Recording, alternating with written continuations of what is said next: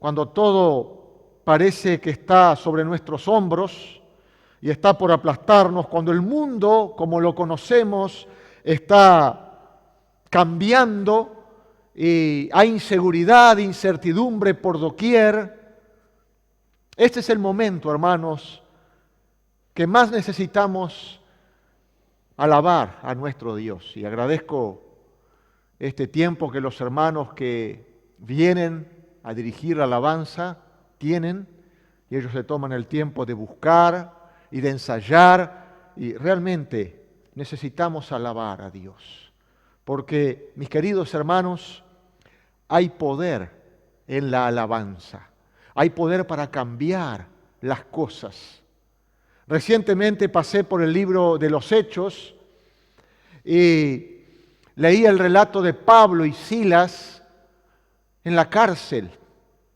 Cuando ellos llegaron a la ciudad de Filipos y hubo allí un alboroto y fueron encarcelados injustamente y fueron azotados con vara duramente y echados en el calabozo de más adentro, aún se le dio al carcelero una recomendación para vigilarlos bien. Leemos ahí en Hechos capítulo 16, verso 25, y por favor, tómense un momento para pensar en la situación que estaba atravesando Pablo y Silas, con sus cuerpos adoloridos, porque habían sido humillados, ultrajados, castigados injustamente por predicar el Evangelio, por querer anunciar a Cristo. Y ahí están. Y cuando el carcelero recibe esta recomendación de vigilarlos bien, ellos son colocados en el calabozo de más adentro y sus pies son puestos en el cepo. Y ahí en el versículo 25 de Hechos 16 leemos: pero a medianoche, orando Pablo y Silas, cantaban himnos a Dios y los presos los oían. Hermanos, hay poder en la alabanza cuando nosotros la dirigimos a Dios. Debemos aprender a alabar a Dios en toda circunstancia, no solamente cuando nos encontramos con otros cristianos y hay alegría en nuestro corazón, en todo momento, cuando estamos a solas, cuando estamos angustiados, cuando vivimos momentos de incertidumbre, cuando estamos sufriendo, cuando estamos adoloridos. Necesitamos aprender a hacerlo, porque cuando lo hagamos, vamos a aprender que la alabanza tiene poder para cambiar las cosas. Tiene poder para cambiar nuestra vida. Y hermanos, cuando nosotros veamos esta realidad, cuando probemos esta realidad de la alabanza, poniéndola en acción y que ella cambia nuestra vida, veremos que las circunstancias se van a desvanecer frente a la luz de la gloria de Dios. No es que van a cambiar las cosas y los problemas van a desaparecer, pero frente a la gloria de Dios, frente a su gracia para con nosotros, ellas van a parecer insignificantes. Ahora, obviamente, muchos de ustedes se estarán preguntando, ¿cómo hago para alabar a Dios en tiempos así, cuando estoy sufriendo, cuando estoy pasando un tiempo de incertidumbre, cuando todo a mi alrededor está cambiando, cuando las personas que están a mi alrededor están cambiando y están temerosas y están sufriendo? Hermanos, les invito a leer los versos que estamos considerando en la primera carta de Pedro, en el capítulo 1, versículos 3 al 5, y creo que a medida que vayamos leyendo y consideremos lo que Pedro dice aquí, vamos a entender por qué Pablo y Silas pudieron cantar, aún estando en la cárcel, aún sufriendo injusticia en manos de los hombres, aún padeciendo dolor en su cuerpo. al examinar lo que Pedro está expresando en este pasaje que vamos a considerar en esta tarde. Versículos 3 al 5 dice: bendito el Dios y Padre de nuestro Señor Jesucristo, que según su grande misericordia nos hizo renacer para una esperanza viva por la resurrección de Jesucristo de los muertos, para una herencia incorruptible, incontaminada e inmarcesible, reservada en los cielos para vosotros, que sois guardados por el poder de Dios mediante la fe, para alcanzar la salvación que está preparada para ser manifestada en el tiempo postrero. En este pasaje Pedro está alabando a Dios por su salvación, porque él ve al Señor como el autor, como la fuente de su salvación. Así que en primer lugar, punto número 1, el autor de nuestra salvación. Hermanos, detengámonos ahí en la primera frase. Dice Pedro: bendito el Dios y Padre de nuestro Señor Jesucristo. Ese término bendito es eulogetos, del cual nosotros tomamos nuestro término elogio. Así que el Señor sea elogiado significa que se hable bien, que se alabe. Ahora, ¿por qué el Señor debe ser elogiado o alabado? El verso continúa diciendo ahí que según su grande misericordia nos hizo renacer para una esperanza viva. Se debe alabar, elogiar, bendecir al Señor como Pedro lo ve aquí. Él es la fuente de nuestra salvación, el autor de nuestra salvación. Y hermanos, como el autor de nuestra salvación, Pedro lo menciona aquí de dos maneras diferentes. La primera, en su relación con el Salvador, y la segunda, en su relación con los salvados. Así que la primera, si quieren poner bajo el punto 1, en su relación con el Salvador. La frase dice: bendito sea el Dios y Padre de nuestro Señor Jesucristo. Pedro está bendiciendo la primera persona de la Trinidad y lo llama Dios y Padre de nuestro Señor Jesucristo. Entonces, Él es el Dios de nuestro Señor Jesucristo. Pedro se refiere al que está bendiciendo como el Dios de Jesucristo. Y hermanos, en el Nuevo Testamento, esta no es la primera referencia que encontramos, no es la única designación que encontramos. En Efesios capítulo 1, versículo 3, el apóstol Pablo también se refiere de esta manera a Dios. En Efesios 1:3 leemos: bendito sea el Dios y Padre de nuestro Señor Jesucristo.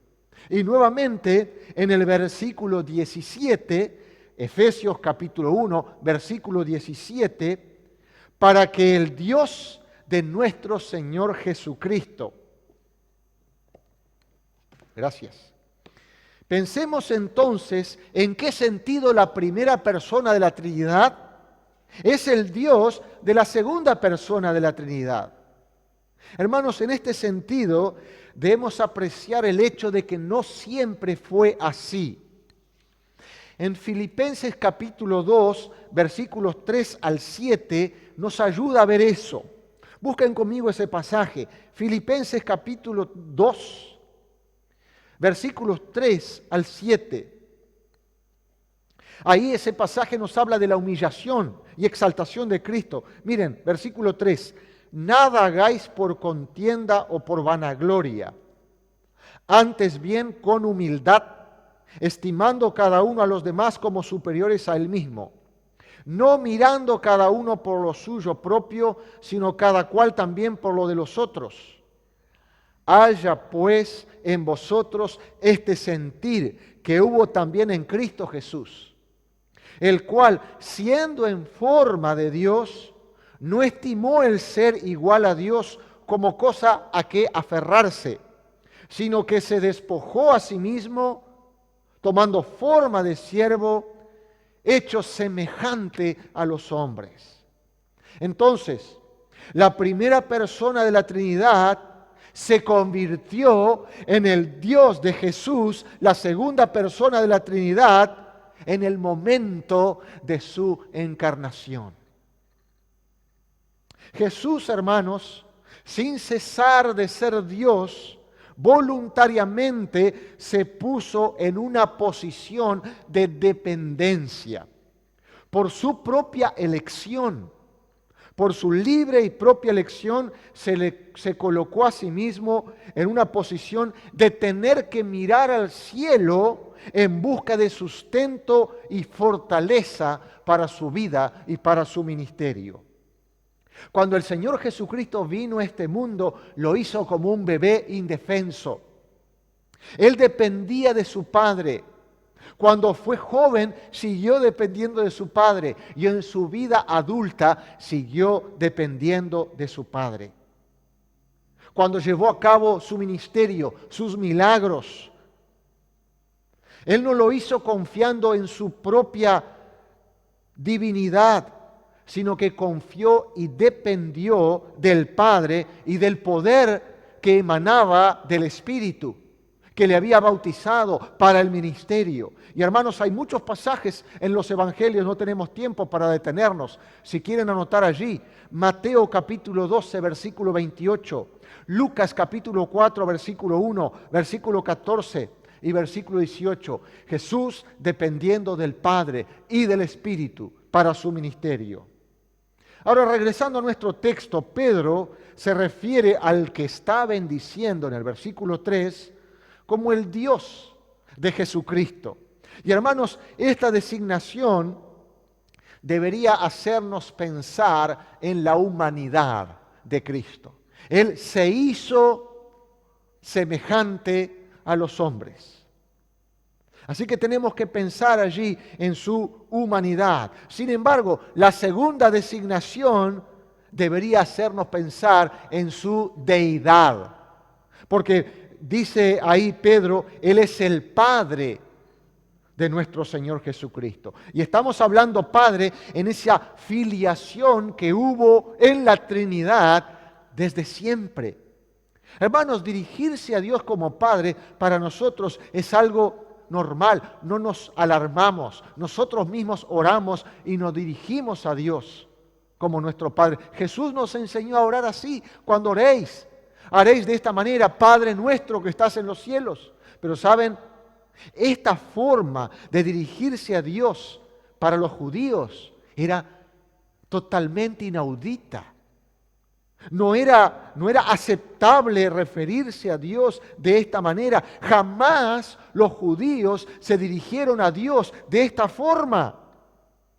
Los judíos siempre se dirigieron a Dios como el Señor Dios creador y sustentador, el Señor Dios redentor, pero nunca le llamaron Padre. Pero Jesús vino y Él introdujo esta forma totalmente nueva de dirigirnos a Dios. Y hermanos, Jesús siempre se dirigió a Dios en forma pública o en forma privada como Padre. Pero durante el tiempo del Antiguo Testamento esto era inaudito, jamás se había hecho. Así que Jesús está rompiendo con toda la tradición, Jesús está rompiendo con todos los paradigmas. Y hermanos, cuando Jesús hace esto y se dirige a Dios de esta manera, provocó a los judíos. Porque ellos creyeron que Él se estaba haciéndose a sí mismo Dios, igualando con Dios. Miren, por ejemplo, Juan, Evangelio de Juan, capítulo 5, versículos 17 y 18. Juan 5, 17 leemos: y Jesús les respondió. Jesús está hablando con los judíos. Y les dice allí Jesús: mi Padre hasta ahora trabaja y yo trabajo. Por esto los judíos aún más procuraban matarle, porque no solo quebrantaba el día de reposo, sino que también decía que Dios era su propio Padre, haciéndose igual a Dios. Y saben, cuando los judíos pensaron de esta forma, Jesús en ningún momento contradijo esta impresión. Más bien, Él reforzó esta impresión. De hecho, Él la acentuó. Nótenlo más adelante en capítulo 10, ahí del Evangelio de Juan, capítulo 10, versículo 27, dice: mis ovejas oyen mi voz. Estoy leyendo Juan 10, 27. Mis ovejas oyen mi voz y yo las conozco y me siguen. Y yo les doy vida eterna y no perecerán jamás, ni nadie las arrebatará de mi mano. Mi Padre que me las dio es mayor que todos y nadie las puede arrebatar de la mano de mi Padre. Yo y el Padre uno somos. ¿Se puede concluir otra cosa sino que Jesús se estaba llamando a sí mismo Dios? Y eso fue justamente a la conclusión que llegaron los judíos. Y noten ahí versículo 31, Juan 10, 31. Entonces los judíos volvieron a tomar piedras para apedrearle. Jesús les respondió: muchas buenas obras os he mostrado de mi Padre. ¿Por cuál de ellas me apedreáis? Le respondieron los judíos diciendo: por buena obra no te apedreamos, sino por la blasfemia, porque tú, siendo hombre, te haces Dios. Entonces, aquel que Pedro está alabando allí en el versículo 3, por ser la fuente o el autor de su salvación, de nuestra salvación, se lo menciona de dos maneras. La primera, en su relación con el Salvador. Él es el Dios y Padre de nuestro Señor Jesucristo. Y segunda manera, por su acto de misericordia hacia los salvados. Después de bendecir, diciendo: bendito el Dios y Padre de nuestro Señor Jesucristo, Pedro continúa diciendo que según su grande misericordia nos hizo renacer, es decir, nacer de nuevo. Queridos, la misericordia es el sentimiento de compasión y piedad hacia los miserables. La misericordia se enfoca en la condición de un individuo, mientras que la gracia se enfoca en la culpa de un individuo. Así que aquí la misericordia se enfoca en la condición. ¿Sabes? Cuando nacimos en este mundo, todos estábamos en una condición deplorable, lamentable. Cuando entramos en este mundo, ya entramos muertos. Qué increíble, ¿no?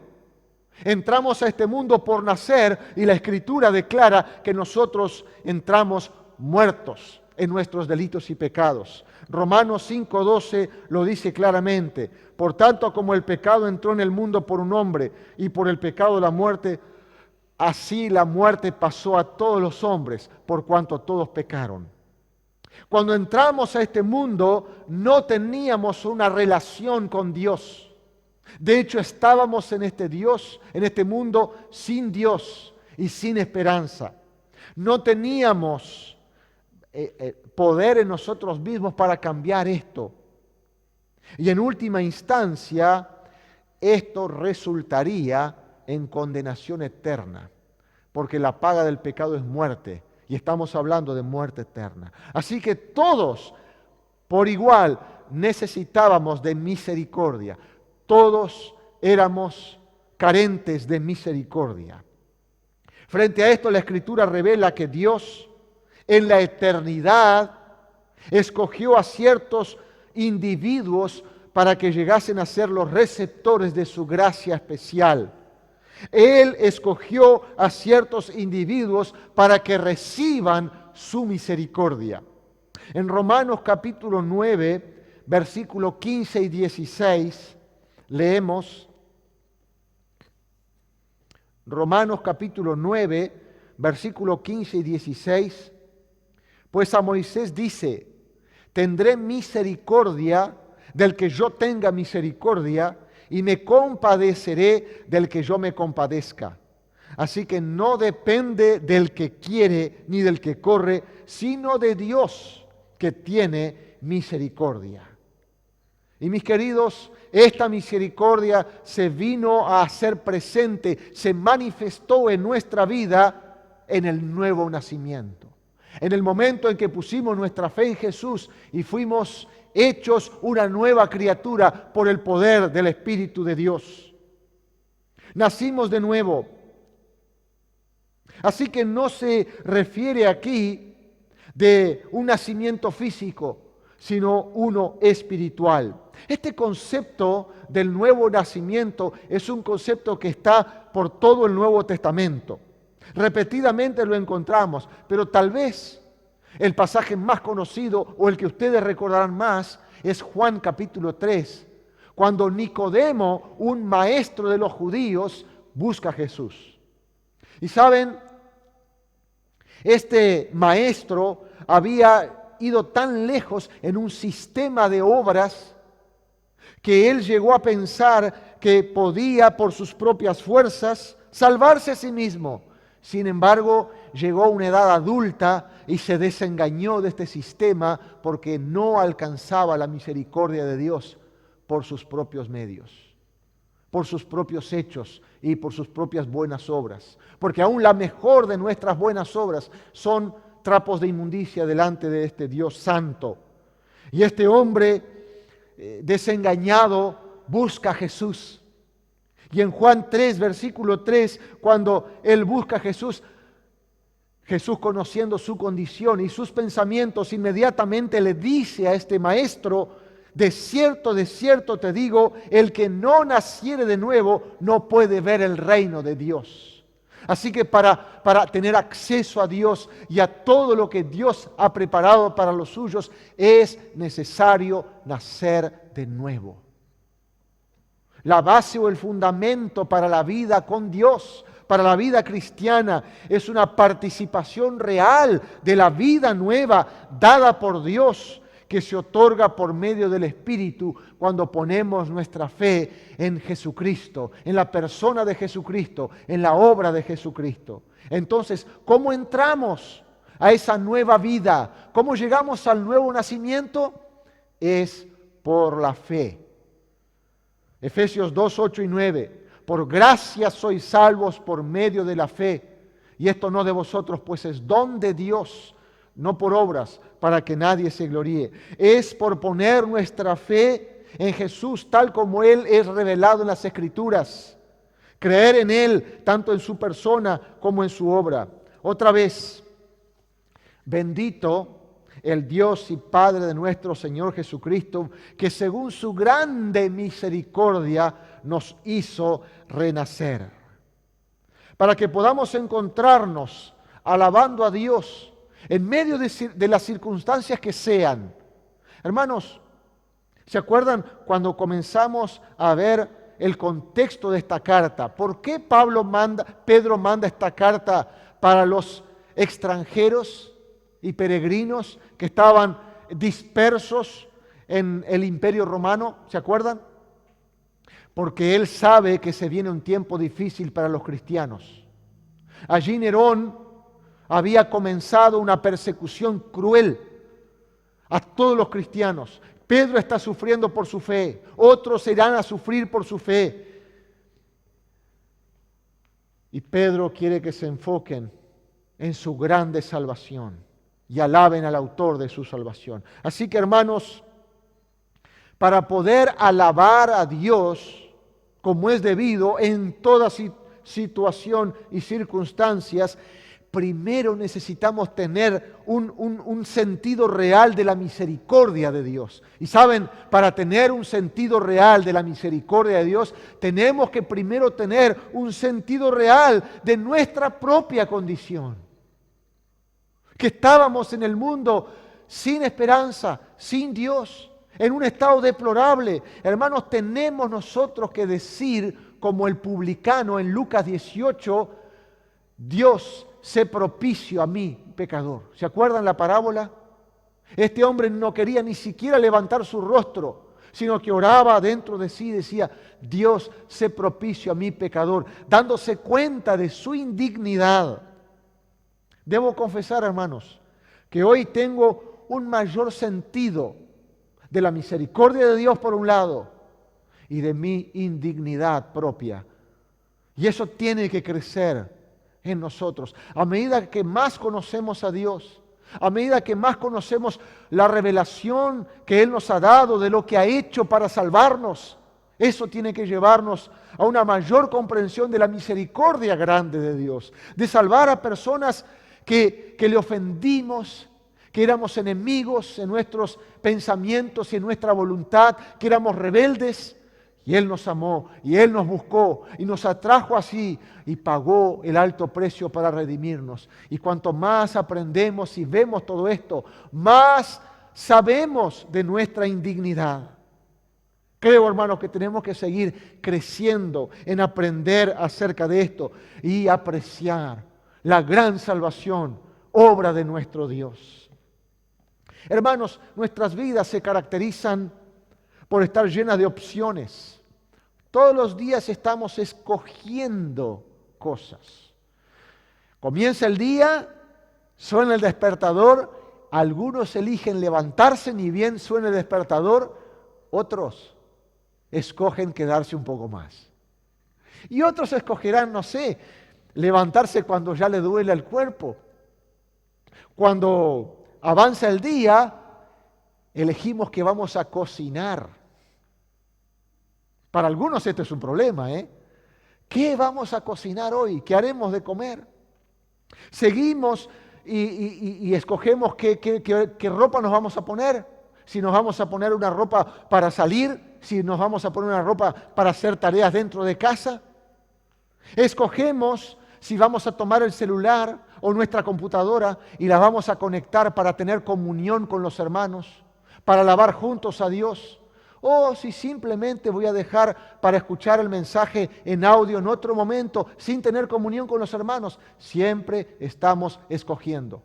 Y saben, nuestras elecciones afectan la calidad de nuestra vida. Sí, las elecciones que nosotros hacemos afectan la calidad de nuestra vida. Algunas afectan en muy poco. Por ejemplo, si yo me pongo un pantalón deportivo o un pantalón de vestir, esto afecta poco. Pero hay elecciones que afectan significativamente nuestras vidas. Y hermanos, cuando nosotros venimos a este pasaje y pensamos aquí en esta invitación de Pedro, alabar a nuestro Dios, tenemos que elegir, o vamos a alabar a nuestro Dios o no lo vamos a hacer.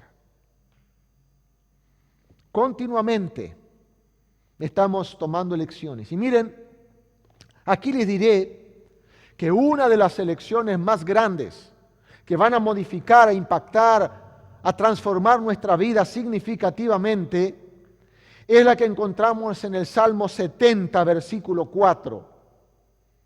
La primera parte del Salmo 74 dice: gócense y alégrense en ti todos los que te buscan. Entonces buscamos al Señor, el autor de nuestra salvación, ¿para qué? Gócense y alégrense en ti todos los que te buscan. Hermanos, como aquellos que buscamos al Señor, debemos tomar la decisión de regocijarnos en el Señor, de alabar y bendecir su nombre. Hermanos, en las decisiones que tomamos cada día está esta decisión, si vamos a bendecir y alabar a nuestro Dios. Y escuchen, ya les dije, hay poder en la alabanza. Esta es tu elección.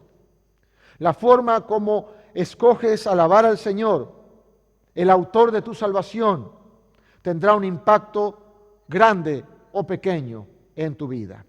El autor C.S. Lewis escribe: la alabanza es una respuesta natural y necesaria para disfrutar plenamente del objeto que es alabado.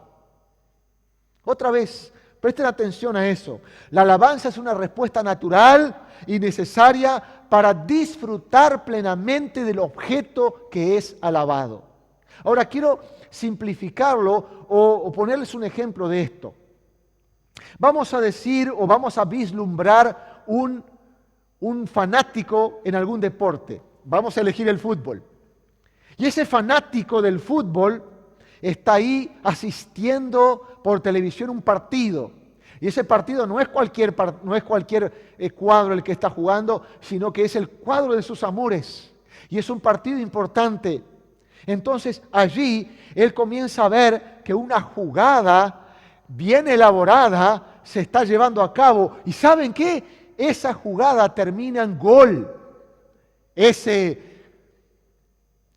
no solamente asistente, sino ese fanático va a prorrumpir en una alabanza, en un grito. Él va a expresar su sentir vivamente.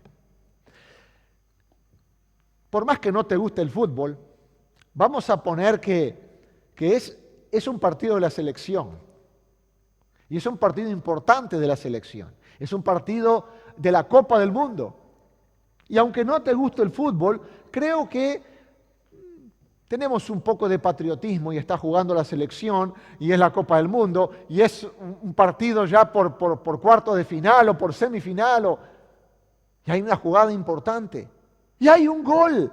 No gritamos, hermanos, expresar nuestra alegría nos va a ayudar a disfrutar mejor y más plenamente esa alegría. Disfrutamos más de la acción cuando tenemos libertad de expresar nuestra emoción. ¿Por qué? Porque la alabanza es una respuesta natural y necesaria para apreciar mejor el objeto que se está alabando. Y hermanos, no hay un motivo mayor para alabar que nuestra salvación. El haber sido perdonados de nuestros pecados, librados de una condenación eterna y haber sido herederos de Dios, hecho heredero de Dios. No hay una razón mayor. Por favor, lean conmigo la segunda parte del Salmo 70, versículo 4. Acabamos de leer ahí la primera parte del versículo 4, pero continúa diciendo allí, y digan siempre los que aman tu salvación, engrandecido sea Dios. Entonces, Pedro está ahí, la circunstancia actual la conoce, está tan al tanto de la situación real que le escribe esta carta para animar a otros. Pero en medio de esa situación, él puede vislumbrar su salvación, lo grande de su salvación, el autor de su salvación, y cuando lo hace, prorrumpe en una alabanza. Y dice aquí, hermanos, el Salmo, y digan siempre los que aman tu salvación, ¿no amas tú la salvación que Dios te ha dado? Engrandecido sea nuestro Dios. Hermanos, he dicho esto anteriormente. Me parece que veo algunos que tienen dificultad para alabar. Y cuando personas tienen dificultad para alabar a Dios, el autor de su salvación, yo creo que generalmente esto es porque ellos no aprecian debidamente la maravilla que es su salvación. Hermanos, estábamos perdidos en este mundo, nacimos muertos en delitos y pecados. Nuestro destino eterno era el infierno, un lugar real para condenación de los pecadores. Y ahí en esa condición deplorable, miserable, sin poder hacer nada por nosotros mismos, Dios nos mira y tiene misericordia de nosotros y envía a Jesucristo para pagar el precio, para sacarnos de esa condición y nos da nada más y nada menos que su herencia de gloria. Al ver todo esto, ¿no alabaremos a nuestro Dios?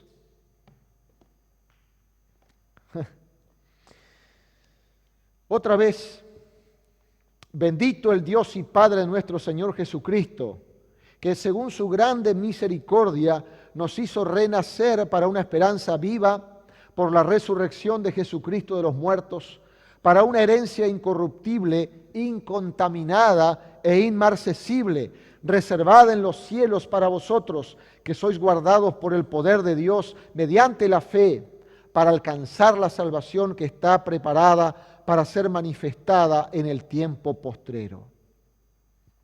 Hermanos, ya dijimos que estos eran tiempos difíciles para los cristianos.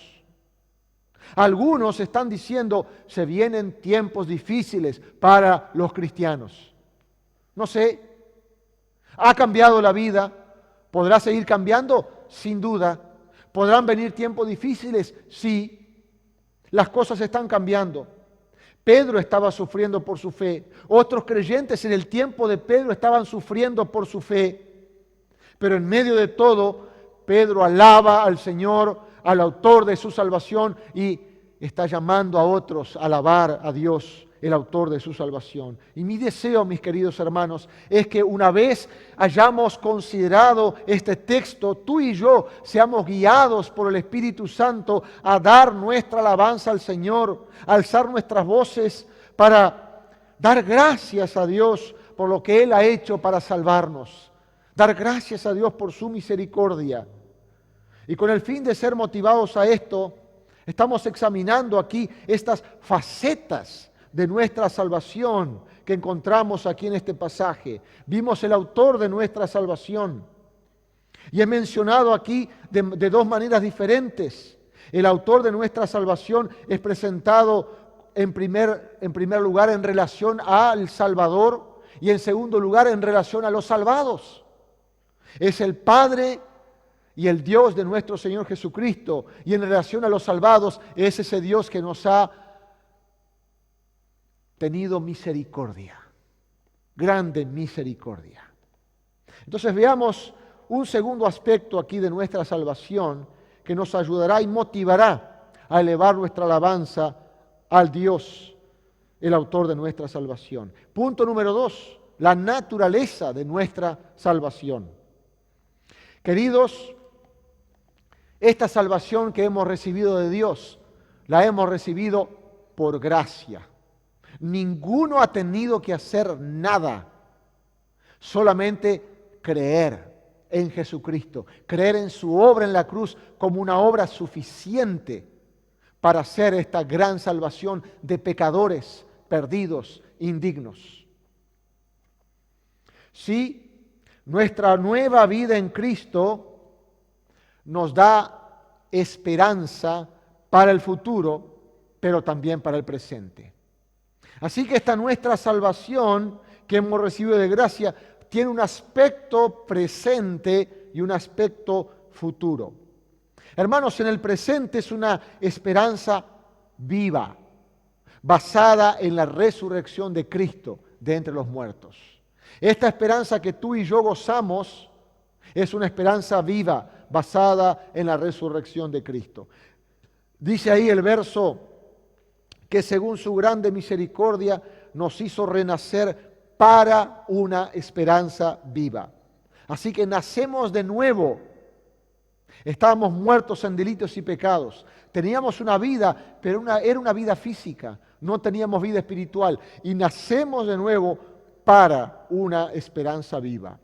Podría también leerse aquí, nacemos de nuevo en una esperanza viva. Querido, la esperanza es un subproducto de la salvación.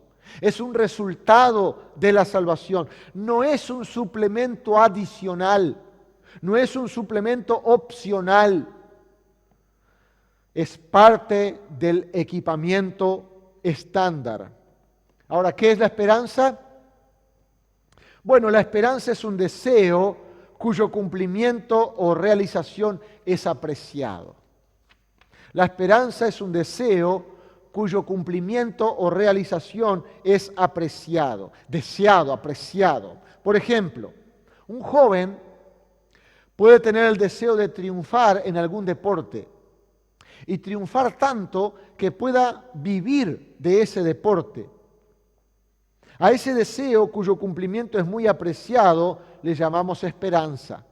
Él tiene deseo que su sueño se cumpla en realidad, tiene esperanza. Hermanos, el Nuevo Testamento nos dice que luego del nuevo nacimiento, después del nuevo nacimiento, cuando pasamos a ser hijos de Dios, cuando pasamos a formar parte de la iglesia, cuando pasamos a formar parte del pueblo de Dios, nuestros deseos para el futuro cambian. Y esos deseos también serán muy apreciados.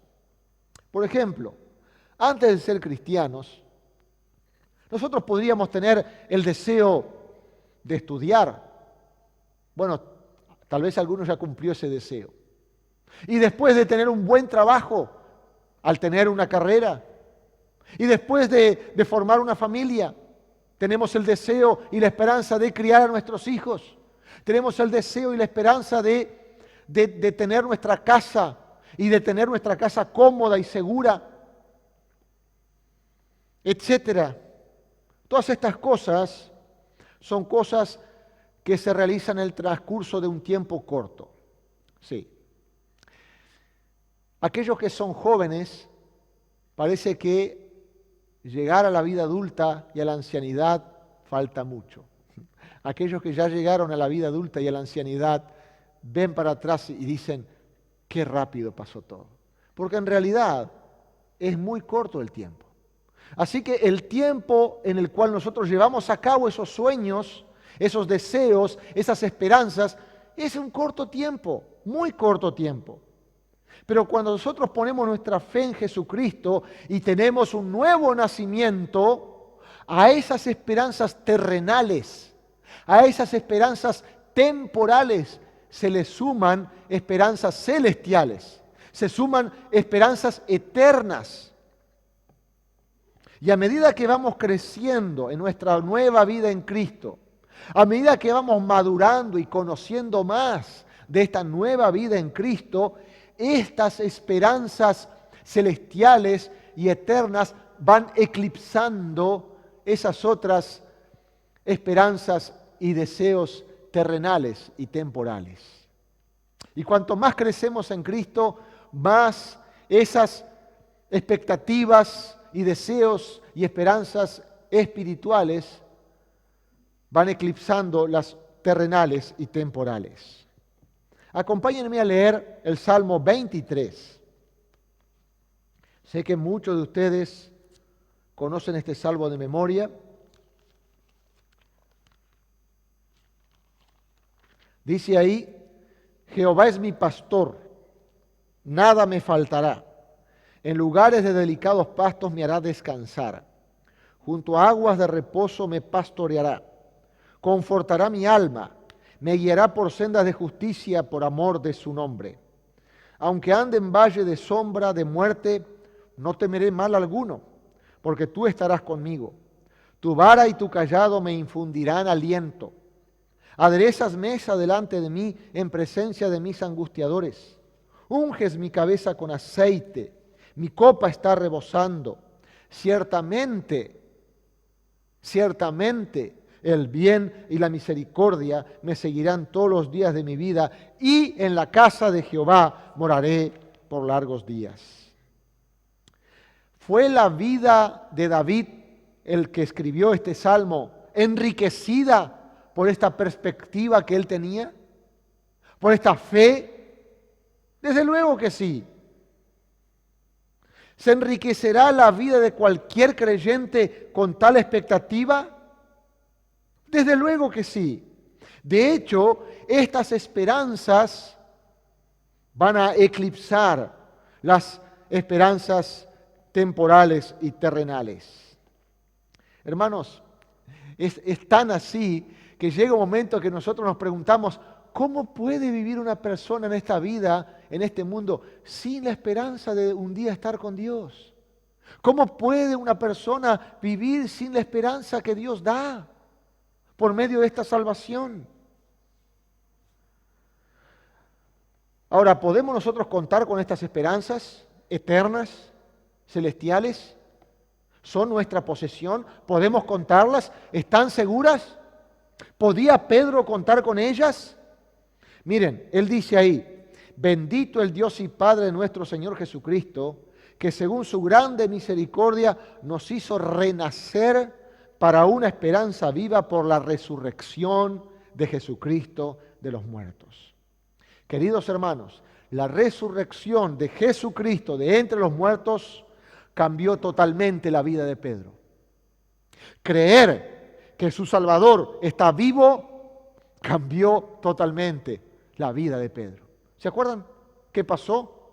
Cuando Jesús es apresado, Cuando Jesús es muerto en la cruz, ¿qué estaba pasando con Pedro? ¿Se acuerdan?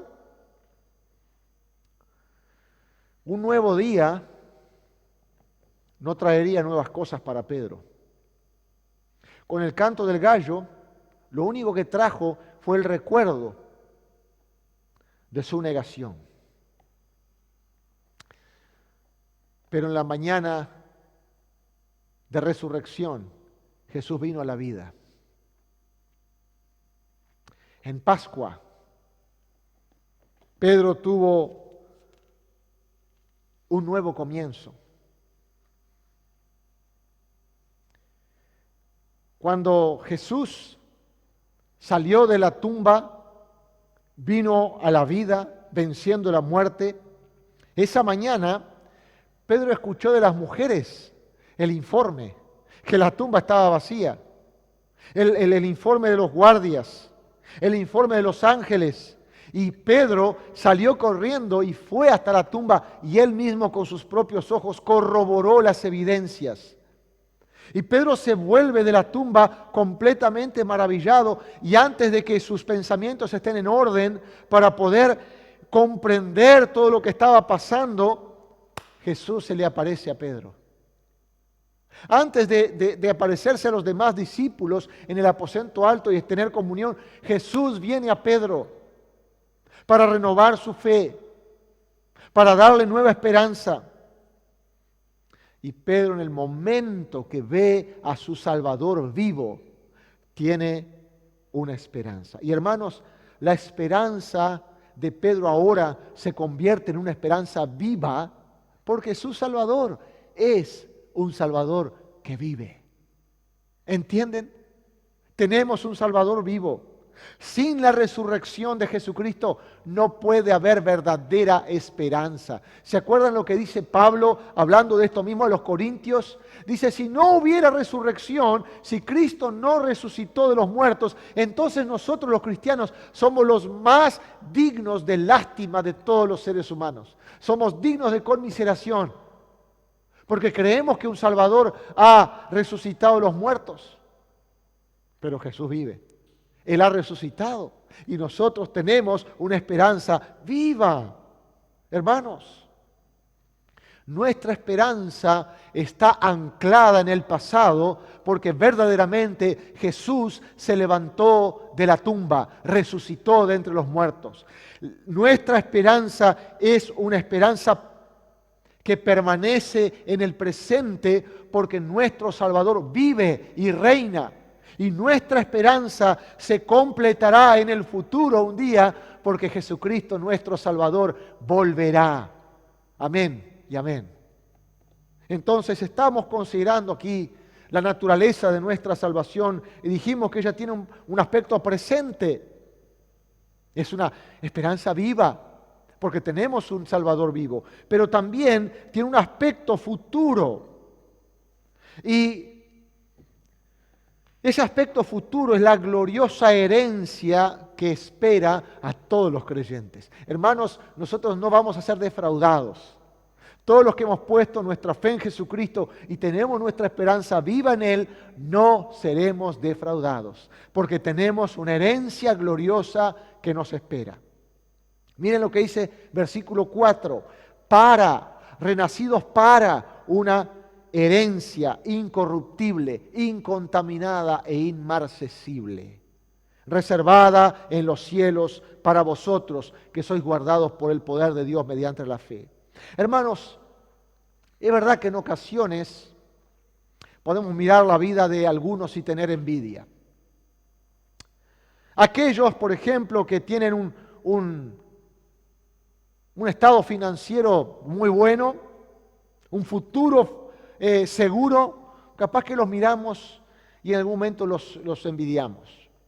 Aquellos capaz que han nacido en una familia acaudalada y que tienen una herencia de dinero o de riqueza segura, pero saben, miren, todos los que hemos nacido de nuevo, no tenemos por qué envidiar estas cosas terrenales y pasajeras, porque nosotros tenemos una herencia celestial, eterna, que nos espera en los cielos. En Romanos capítulo 8, versículos 16 y 17, miren lo que dice Romanos 8, 16. El Espíritu mismo da testimonio a nuestro espíritu de que somos hijos de Dios. Ahí está la confirmación. Hay un testimonio interno del Espíritu de Dios que dice a nuestro espíritu que somos hijos de Dios. Y miren, ¿qué continúa diciendo? Y si hijos, también herederos, herederos de Dios y coherederos con Cristo, si es que padecemos juntamente con Él, para que juntamente con Él seamos glorificados. Podemos decir esto, hermanos, todo lo que Jesucristo disfruta hoy, tú y yo, como creyentes en Cristo, vamos a disfrutar un día. ¿Por qué? Porque la Biblia dice que soy coheredero con Cristo. Voy a heredar lo mismo que Él ha heredado. ¿Y qué tan seguro podemos estar de que nuestra herencia eterna nos espera? Noten los 3 adjetivos que Pedro utiliza aquí para describir esa herencia futura y para ayudarnos a saber que es una herencia segura. Dice,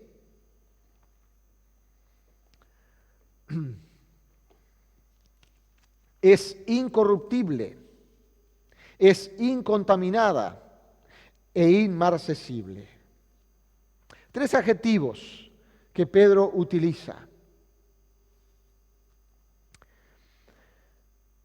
Los términos que Pedro emplea aquí para describir esta herencia incorruptible para el creyente, podríamos relacionarlos con la tierra que fue una vez herencia de los judíos, herencia de Israel.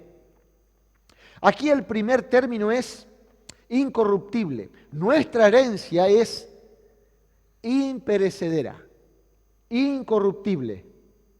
Hermanos, la tierra, que era la herencia de Dios para Israel, fue muchas veces invadida, devastada por los enemigos. Israel fue sacado literalmente de la tierra que había heredado de Dios. En Isaías capítulo 24, versículos 3 y 4, el profeta describe la destrucción total de la tierra bajo el juicio de Dios. Dice allí, la tierra será enteramente vaciada, completamente saqueada, porque Jehová ha pronunciado esta palabra. Se destruyó, cayó la tierra, enfermó, cayó el mundo, enfermaron los altos pueblos de la tierra. Saben, en la Septuaginta, que es la versión griega del Antiguo Testamento, los términos que utiliza aquí Isaías, vaciada, saqueada, es el mismo término que utiliza Pedro en el versículo 4 para hablar de nuestra herencia. Pedro usa el término de forma negativa. El mundo será destruido, pero nuestra herencia eterna es indestructible, es imperecedera. Segundo, nuestra herencia es inmaculada, sin defecto. Versículo 4, una herencia incontaminada. ¿Qué pasó con la tierra que era heredad de Israel? Hermanos, esa cita que leí recién de Isaías continúa diciendo que el pueblo de Israel contaminó la tierra que era heredad de su Dios. La contaminó porque quebrantó las leyes, violó la ley de Dios. Jeremías también habla acerca de esto y Jeremías declaró que Dios le dio a Israel una tierra fértil, una tierra que fluía leche y miel. Y miren lo que dice en el capítulo 2 de Jeremías, versículo 7. Dice, pero entrasteis y contaminasteis la tierra e hicisteis abominable mi heredad. Esta herencia que Dios había prometido para Israel, ellos la contaminaron, la hicieron abominable. Fue contaminada por sus idolatrías. En contraste con esta herencia de Israel, la herencia que nos está reservada en los cielos para nosotros es incontaminada, no puede ser contaminada. Simplemente no es posible. Es inmaculada, sin defecto. Y tercero, nuestra herencia es imperecedera, no se marchita. Dice, una herencia inmarcesible. Hermanos, la tierra que era herencia de los judíos fue contaminada, invadida, y en un momento llegó a estar desierta y estéril, fruto del juicio de Dios. Y Joel en su profecía dice en el capítulo 1, versículo 9 al 12, que todo fruto de la tierra se terminó. Fue una tierra estéril. Dice, desapareció de la casa de Jehová la ofrenda y la libación. No tenía nada para traer. Los sacerdotes ministros de Jehová están de duelo. El campo está asolado. Se enlutó la tierra porque el trigo fue destruido. Se secó el mosto. Se perdió el aceite. Confundíos labradores, gemid viñeros por el trigo y la cebada, porque se perdió la mies del campo.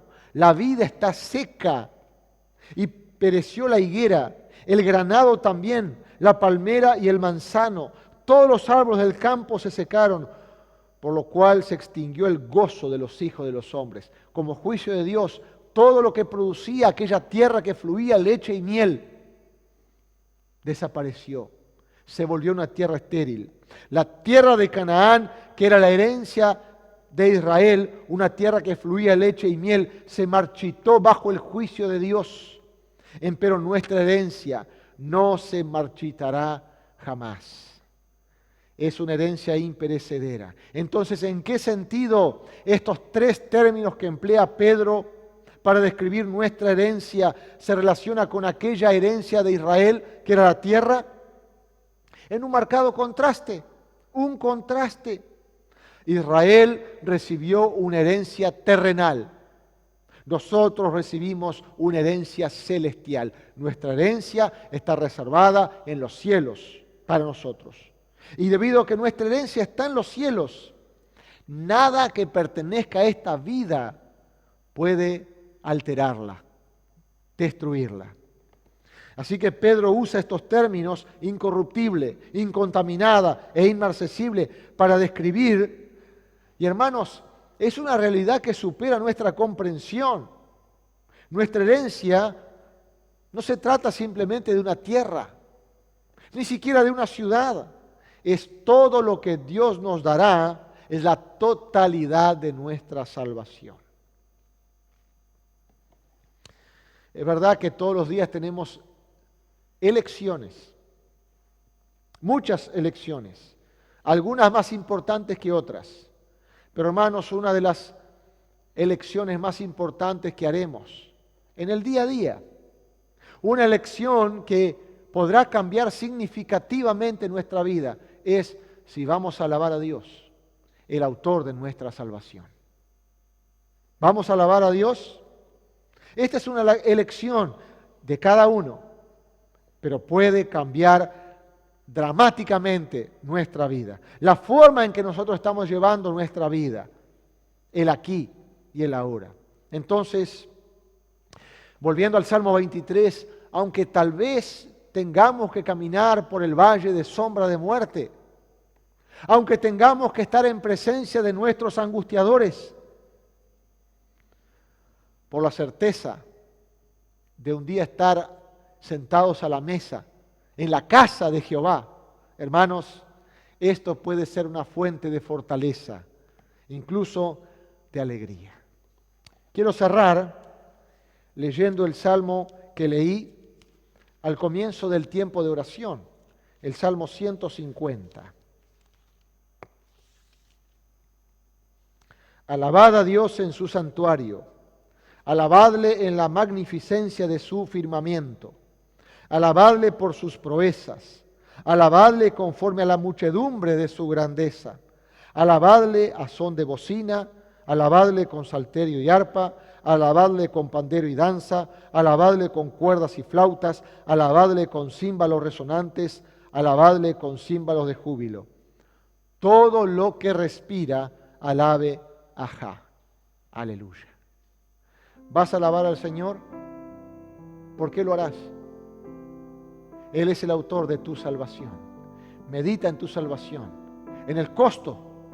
Medita en el alcance y eleva la gratitud de tu corazón en una alabanza a tu Dios.